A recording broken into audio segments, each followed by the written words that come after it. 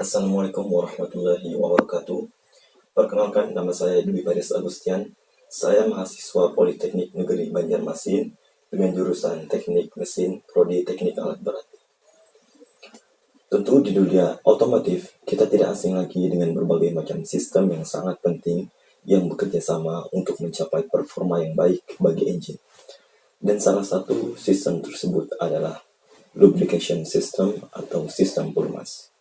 Agenda saya pada kesempatan kali ini, yang pertama adalah penjelasan tentang lubrication system, yang kedua adalah komponen dan prinsip kerja dari lubrication system, yang ketiga adalah saluran oli pada engine, yang keempat adalah pengertian oli, yang kelima adalah fungsi dari oli, yang keenam adalah kandungan oli, dan yang ketujuh adalah viskositas atau kekentalan oli.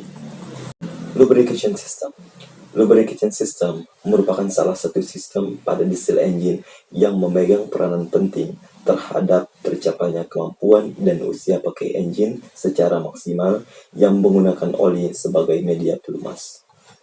Dengan semakin berkembangnya teknologi, banyak diproduksi engine dengan kemampuan tinggi atau high performance dan emisi gas buang rendah. Lubrication system pada engine terbaru ini tidak hanya berfungsi sebagai penyedia oli yang bersih guna melumasi komponen engine, tetapi juga harus tahan terhadap temperatur yang tinggi dan interval pergantian oli lebih diperpanjang guna meminimalkan downtime. Adapun komponen dan prinsip kerja dari lubrication system. Yang pertama ada oil pickup tube dan suction belt. Yang kedua adalah oil pump. Yang ketiga adalah oil passage relief valve. Yang keempat adalah oil cooler bypass valve. Yang kelima adalah oil cooler. Yang keenam adalah oil filter bypass valve.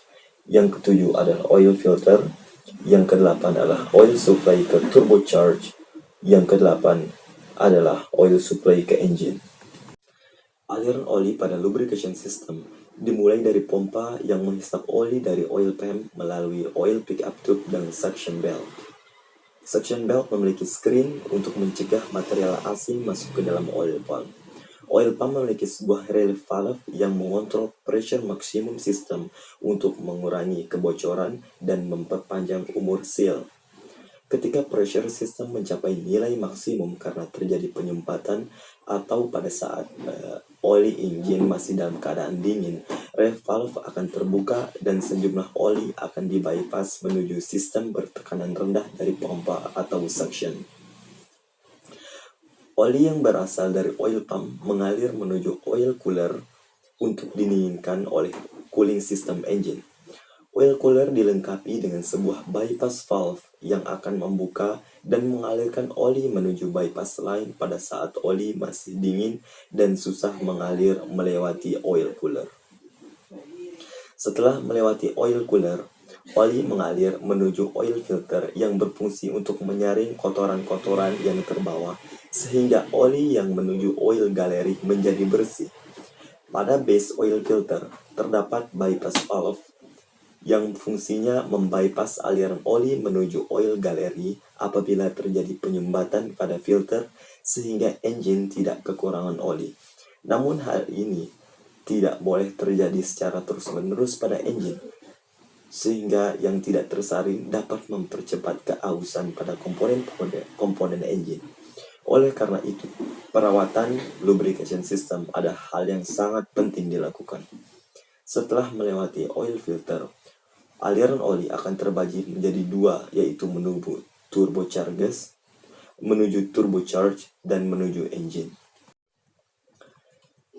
Saluran oli pada engine meliputi oil manifold, piston cooling jet, oil passage ke main dan camshaft bearing, camshaft dan main bearing oil passage, front oil supply untuk lifter, rear oil supply untuk lifter, front oil supply ke rocker shaft, rear oil supply ke rocker shaft, dan oil supply ke fuel pump. Sebagian supply oli dari oil filter mengalir menuju oil manifold yang merupakan saluran utama sebelum dialirkan ke saluran-saluran lainnya. Dari oil manifold, oil mengalir menuju oil passage ke oil bearing dan camshaft. Dari sini, oli terbagi menuju main bearing, camshaft bearing, front oil supply untuk lifter, rear oil supply untuk lifter, front supply oil untuk rocker shaft, dan rear oil supply untuk rocker, dan oil supply untuk fuel pump. Lubrication front gear train. Lubrikasi untuk front gear train terbagi menjadi pertama, oil supply untuk shaft idler gear, dan oil supply untuk aksesoris shaft. Selain melepasi komponen-komponen di atas, oli juga mengalir menuju oil supply untuk shaft idler gear dan oil supply untuk aksesoris shaft yang berada pada bagian depan dari gear train. Oke, kemudian materi selanjutnya adalah oli. Oli, kemampuan lubrikasi sistem merupakan faktor yang sangat signifikan dalam menentukan umur engine dan secara langsung terpengaruh kepada kepuasan customer terhadap produk. Memilih pelumas yang cocok haruslah didasarkan kepada kapasitas kerja engine, aplikasi, dan kualitas bahan bakar yang dipergunakan. Sebagai dealer alat berat, kita bertanggung jawab dalam memberikan informasi yang tepat kepada customer mengenai pentingnya perawatan yang benar dan pemilihan oil atau oli pelumas yang cocok dengan aplikasi engine. Fungsi oli merupakan cairan pelumas pada lubrication system yang memiliki fungsi berbagai berikut.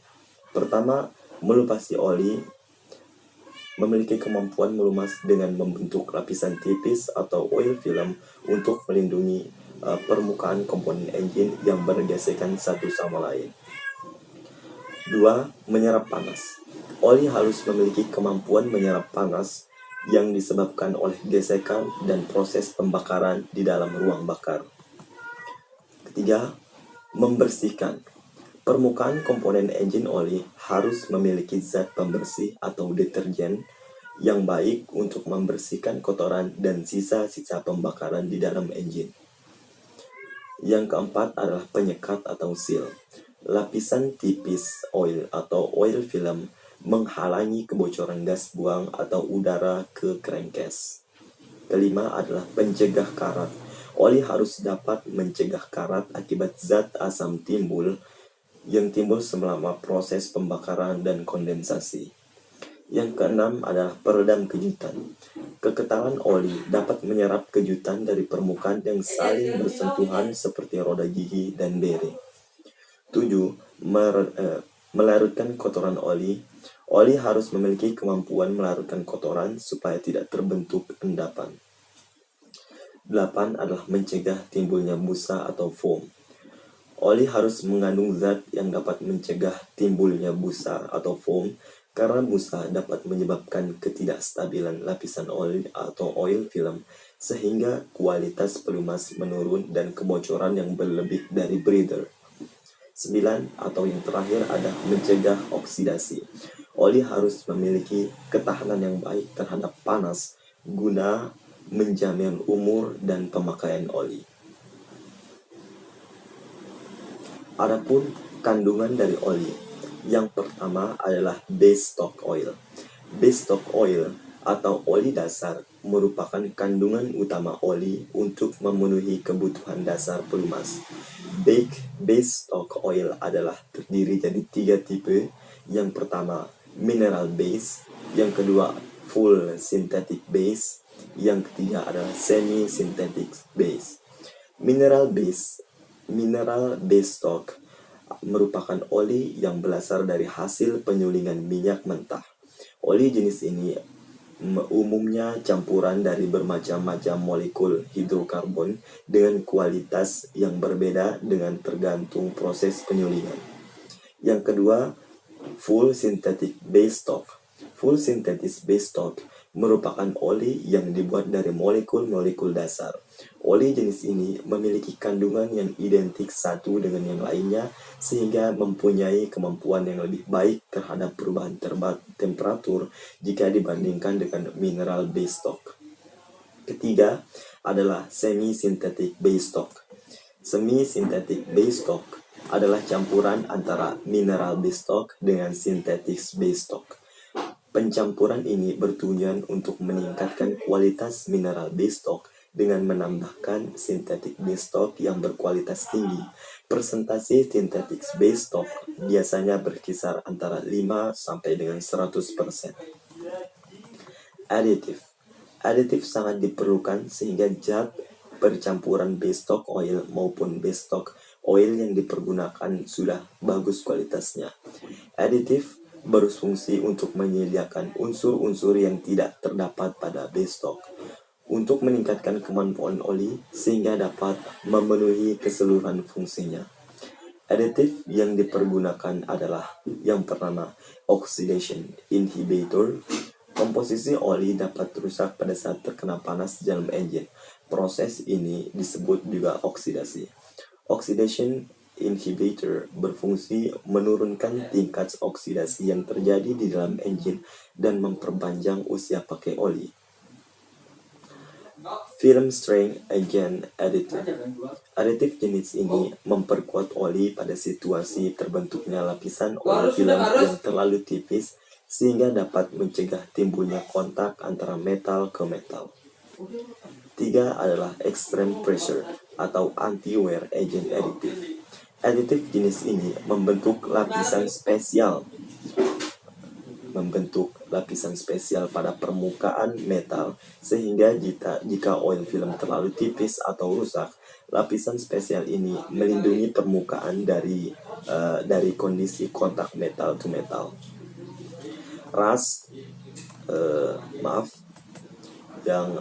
Yang keempat, rust atau corrosion inhibitor additive. Aditif membentuk lapisan khusus pada permukaan metal untuk mencegah penyerapan uap air yang dapat mengakibatkan karat atau korosi. Yang kelima adalah adhesive agent additive. Ini merupakan kemampuan oli untuk menempel pada permukaan metal. Kemudian yang keenam ada deformant additive.